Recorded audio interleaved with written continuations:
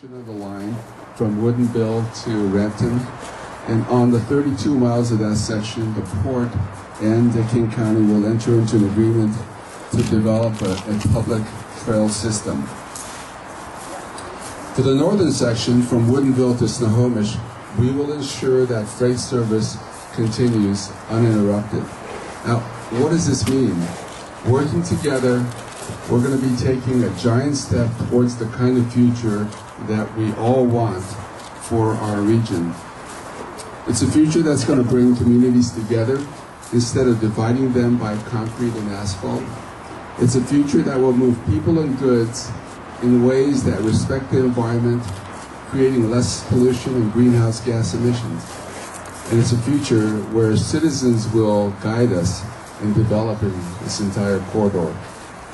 One day, very soon, I hope we will see bicyclists commuting to work, along with runners and strollers enjoying this entire corridor. Now, just as an aside, I live not far from here myself, and I really look forward to the opportunity to be one of the first users of the trail. We're proving that the Port, King County, private...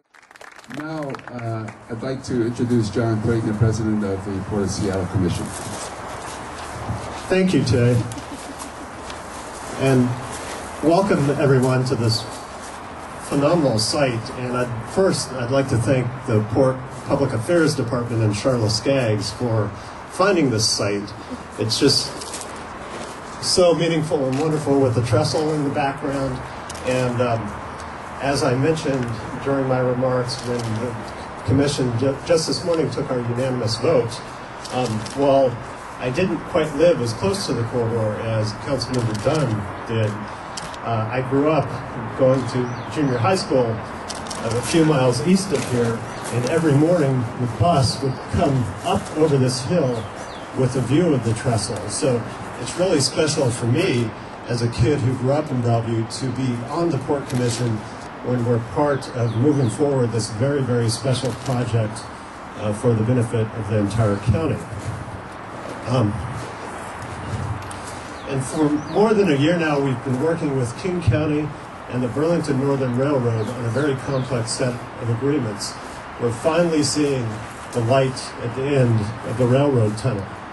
And earlier this morning, the Commission voted unanimously to approve an interlocal agreement between the Port and King County, a partnership to plan for the future uses of the corridor and develop public access, whether motorized or non-motorized, whether by bicycle, by foot, or by rail. So we're all really excited about that. And as Tay mentioned, this has been a real team effort between the Port, the county, Burlington Northern, and other regional stakeholders around the county. And Tay mentioned a number of public officials who will be speaking later, but we also have a number of public officials in the audience who were really critical in moving this project forward. And as I said, it's a real team effort and a real credit to the region that the Port, the county, and other stakeholders can work on a project together and move it forward. And I'd like to also credit King County Council members Bob Ferguson,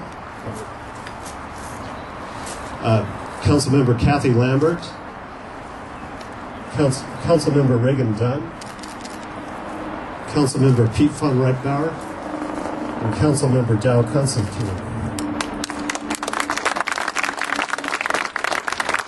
And Councilmember Larry Phillips, unfortunately, is out of town, but I'd also like to recognize him as someone that early on, about a year and a half ago, when this proposed transaction looked like it was on the skids, he worked together, showed leadership in pushing forward the transaction in a form that both the County Council and the Port Commission could support. So again, this couldn't happen without the effort of a lot of people.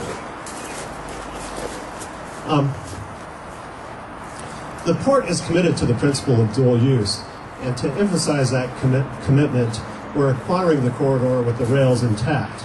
And we've heard very clearly from the public during this entire process that the Port should preserve the options for both trail and rail uses in the corridor.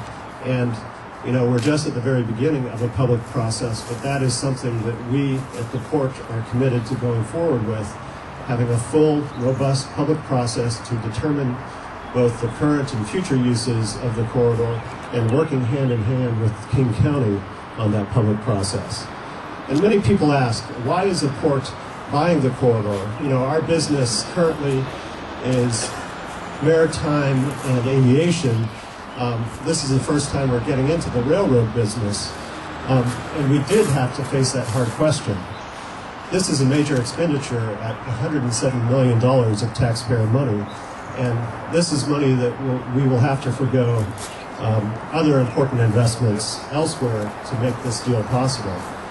But in my judgment, this is a priceless opportunity. Without the port's involvement, this corridor would likely have been parceled out to private developers, fragmented, and lost to the public forever.